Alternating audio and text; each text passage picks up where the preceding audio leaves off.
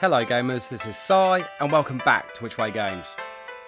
It's time to head to the land of the rising sun for a whole new adventure, but what mystical treasures will we find? And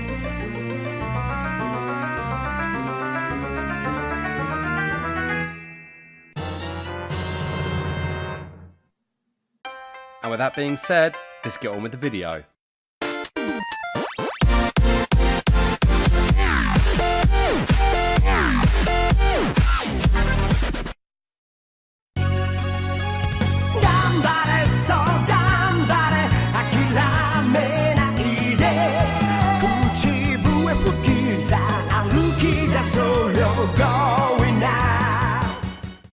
It's time for another Nintendo 64 game, and this particular platformer does make an appearance on my top 10 games I play every year video.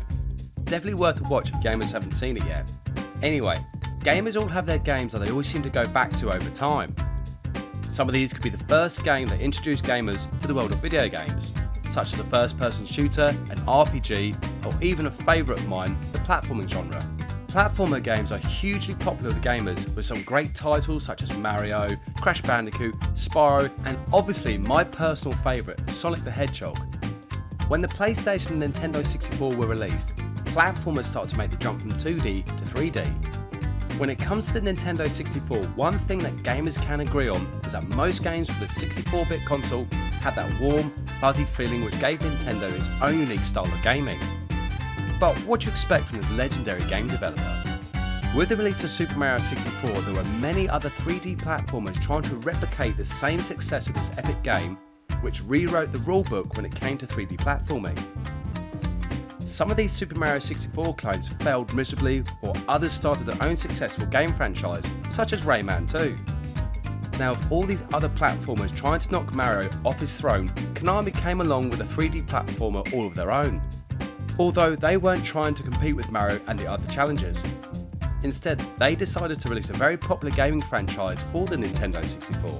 The franchise I'm talking about is Mystical Ninja, and the game Konami released for the Nintendo 64 is called Mystical Ninja Starring Goemon. But before I go into detail regarding Mystical Ninja Starring Goemon, let's go back in time to where it all started. Mystical Ninja, or as it's known in Japan as Goemon, has been a long-running gaming series which has been around since 1986. Starting out in the arcade as a side-scrolling platformer called Mr. Goemon, this was developed by Konami, who gamers know are a pretty famous gaming developer, even creating a cheat code that is well known in gaming. Gamers will play as Goemon, who is loosely based on a Japanese folk hero known as Ishikawa Goemon. This legendary hero would steal from the rich and give to the poor, as well as some other greatly exaggerated exploits throughout his lifetime. Essentially, Ishikawa was a Japanese Robin Hood, tights included. We're men in tights. We run from the rich and give to the poor, that's right! However, Ishikawa did eventually end up being caught and then boiled alive alongside his son for a failed assassination attempt on a warlord called Toyotomi Hideyoshi. And Konami being Konami decided to base their new Goemon series after the legendary Japanese folk hero. But it wouldn't be until the release of Genbari Goemon Gaiden Kaite Ogun Kasuru in 1990 that gamers were introduced to the new character design of Goemon. What gamers got was a blue spiky-haired ninja with a red outfit, bushy eyebrows, and a smoking pipe that would become Goemon's weapon of choice. Gone was the seriousness of the legendary Ishikawa, and in its place was a world of bright colours, bizarre outfits, and even strange events that would occur for Goemon. The Goemon series was obviously hugely popular with Japanese gamers. However, gamers in the West were unaware of Goemon until the release of The Legend of the Mystical Ninja for the Super Nintendo. Western gamers could finally enjoy the exploits of Goemon and his sidekick Ebisumaru, or as the two were known in the West as Kid Ying and Dr. Yang. In The Legend of the Mystical Ninja, gamers would control the dynamic duo in their quest to save the princess. This game did prove to be a critical success, and even some gamers today still play the Super Nintendo Classic. And like I mentioned earlier about 2D platformers making the leap to 3D, the Mystical Ninja series was no exception. The development of Mystical Ninja Starring Goemon was headed by game director Itsunobu Ipsu, and originally was going to be called Genbari Goemon 5. While in development, there was an idea to have Mystical Ninja to be a cooperative 2-player game, but this was dropped shortly before the Japanese release. Perhaps this was because of feedback from game testers or the limitations this would have caused for gamers and the experiences while playing. Developers still wanted gamers to play as other characters within the Mystical Ninja universe, so set to work on a system that allowed gamers to choose between 4 characters, which I'll come back to later. Konami knew that the Mystical Ninja series was hugely popular in Japan and wanted to see if they could bring this popularity to America as well as Europe. They wanted to create a highly visual and colourful world for gamers to explore while playing as Goemon, clearly taking inspiration from Super Mario 64 and its colourful setting. And in late 97, early 98, Mystical Ninja Starring Goemon was released for the Nintendo 64. And like always, let's go back to the past to see how this was advertised. Oh, hey Samira.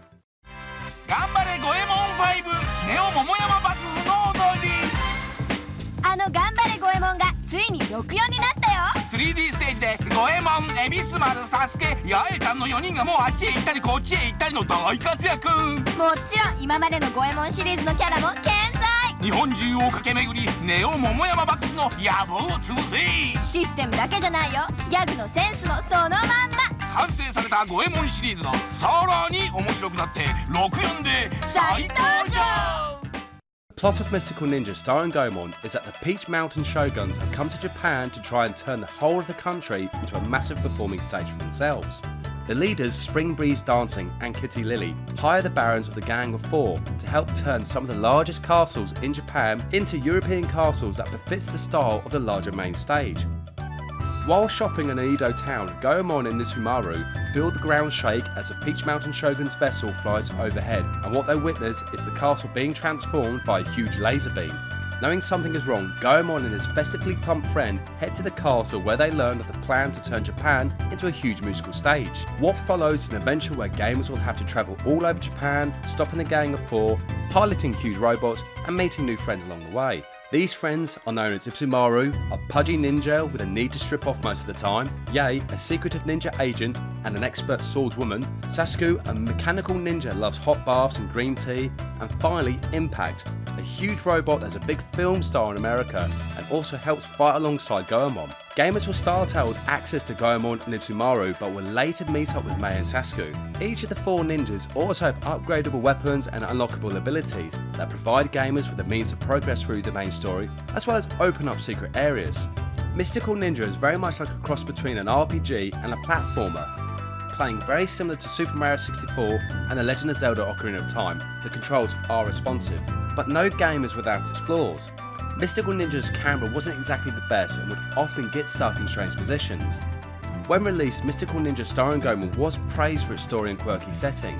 Nintendo Power liked how the blend of history, fantasy and science fiction worked in its favour. With its bizarre humour and clever puns, some critics did call it very Japanese due to some of the poorly translated jokes. But what did they expect from a game starring a ninja and being set in Japan? Can gamers name another game where they get to scale mountains, run through forests, pilot giant robots into a fistfight and travel all over Japan on the back of a dragon? Konami tried to create a living world of sorts within Mystical Ninja where gamers could interact with non-playable characters, sometimes with surprising results, and visiting various towns throughout Japan, including coffee shops that acted as safe houses which provided protection from enemies. Gamers could replenish health, buy armour, or even stay the night to rest the entire team's health all at once. As I mentioned before about the poor translation, Mystical Ninja was also censored a lot as Nintendo at the time had a very strict policy of what kind of content appeared on their consoles. The game's dialogue did have more sexual innuendos that were changed or removed, and the wise man character that Goemon eventually meets originally collected magazines and posters of a certain sexual nature. But with the censorship put on by Nintendo, these collections were changed to automotive magazines. What is it with old men and magazines? Master Roshi, I'm looking at you. Selling over 200,000 copies worldwide, Mystical Ninja apparently filled the void in for gamers while they waited for Nintendo's Legend of Zelda Ocarina of Time to be released. Unfortunately, this is probably why Mystical Ninja is underappreciated and flew under some gamers' radars. With its simple controller setup and easy learning curve, even younger gamers could enjoy this hidden gem, providing replay value with its mini-games, impact fighting sequences and secret tournament mode. And as for the music, well, Mystical Ninja has one of those soundtracks that can easily get stuck in gamers' heads. Now, the entire Mystical Ninja series is hugely popular in Japan, like I said, and it did spawn an anime series where Goemon leaves the video game world and enters the world of gamers, while searching for the Demon Lord Makamouche. Outside of Japan, there was only 4 Mystical Ninja games released, but the entire series has had almost 40 games since its debut back in 1986.